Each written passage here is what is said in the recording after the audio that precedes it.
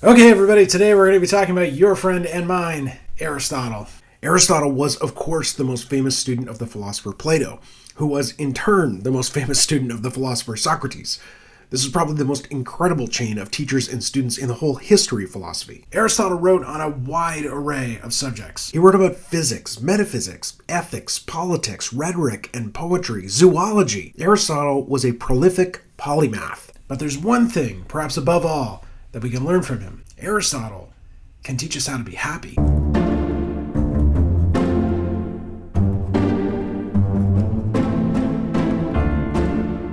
At the beginning of his Nicomachean Ethics, Aristotle walks us through his theory of ends. This is what we call teleology, the study of things in terms of their purpose or ends. And Aristotle says to us, look at every action, every craft, every decision, every pursuit, every line of inquiry. All of those actions we undertake in the pursuit of some good.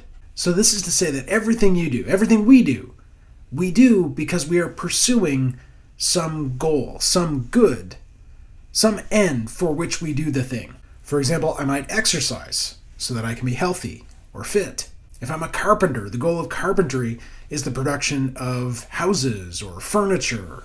The goal of watching Dr. Moore on YouTube is so that I can learn things. So I'm pursuing the good of education.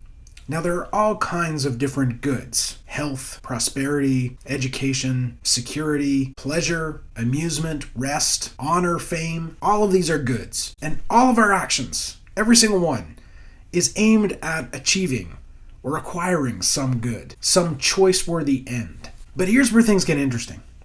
Aristotle asks, well, why do we pursue those ends? Why do we want health, education, money, fame, nice furniture, clothes? What is the end for which we pursue all of these other ends? Aristotle says we do all of these things. We do everything in order to be happy. Just think about this for a second. Why are you watching this video? Good question. Quiet, you. So why are you watching this video? You're watching it because you want to learn something about Aristotle. Well, why do you want to learn something about Aristotle? Maybe you're trying to do well in a particular course because you want a good grade. Because you want to do well in school. Maybe you want to graduate from university. Why do you want to graduate from university? Well, maybe I want to do that to get a job. Why do you want a good job? To make money. Why do you want to make money? So you can buy stuff, buy a house, go places, travel. Why do you want those things? Because I think those things will make me happy. Exactly. Because you want to be happy. Aristotle thinks we can understand all of our activities in this way. Every decision we make, every choice we make, every action we undertake, we do because we think it will lead us to happiness.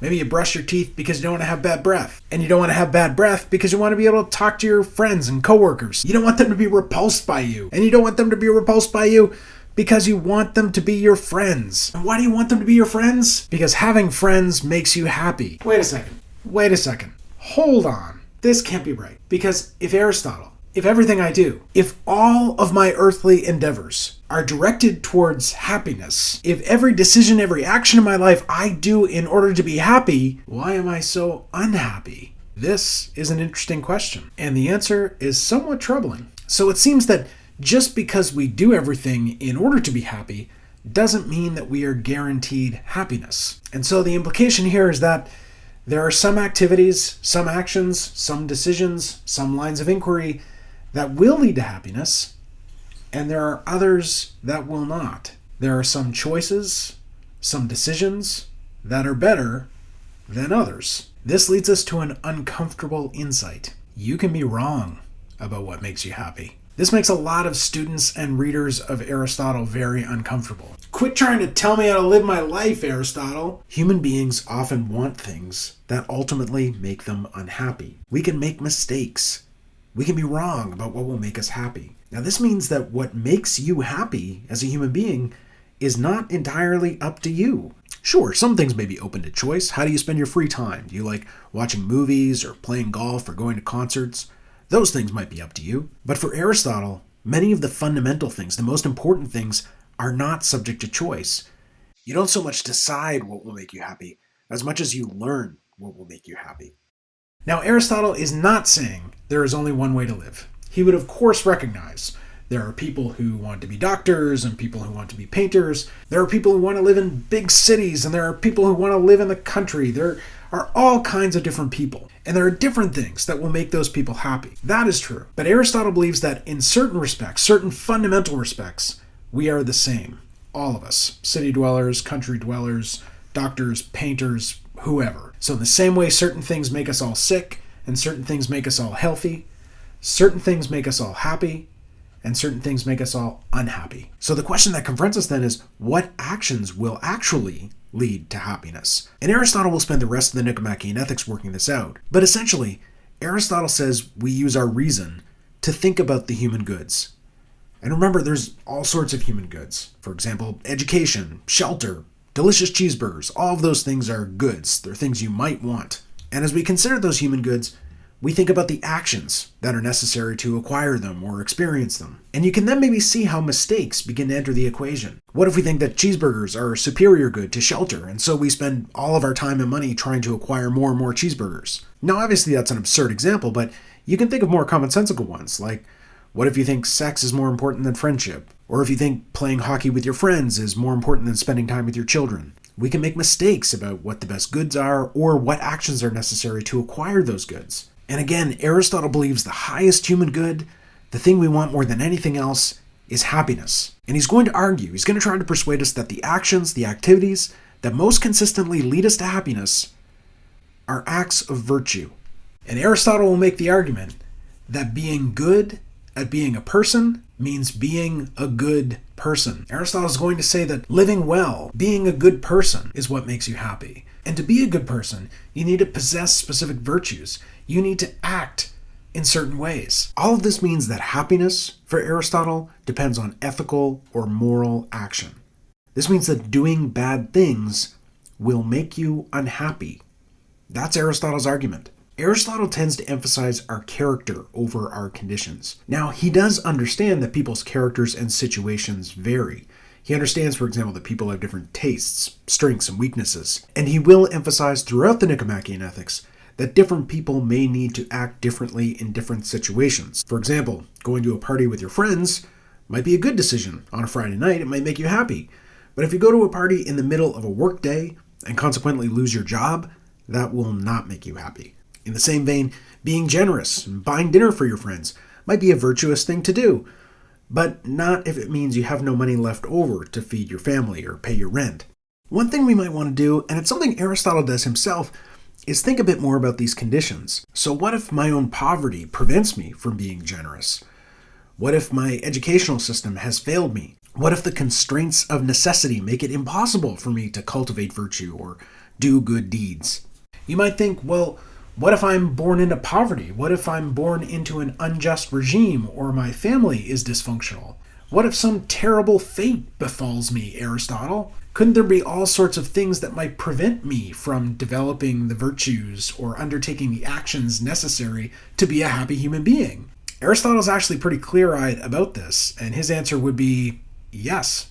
Those things, the conditions of your birth, these accidental factors beyond your control, could be real impediments to your happiness. That is both true and hard. But Aristotle is going to argue that, except in the most extreme cases, happiness is mostly under your control. Another objection that's often mounted against Aristotle is, again, well, who says what's good? What's good behavior? What's virtue? How do you know, Aristotle? This is a very common objection, that it's impossible to say what's good or bad. But Aristotle doesn't believe this. And in fact, neither do you. You don't believe this. Be honest with yourself. You have an account of what you think a good human life is, what people ought to do and what people ought not to do. The clearest evidence that you have such an account is how you live your life. How you choose to live is evidence of how you think a person ought to live. The things you do implicitly reveal what you think will make a person happy. Now, maybe you might counter, well, I have an account of how I should live my life, what I think will make me happy. But I don't think other people have to live this way. But it's probably the case that you do think a lot of your views are generalizable. For example, you give people advice, right? Isn't that a version of telling people how to live their lives?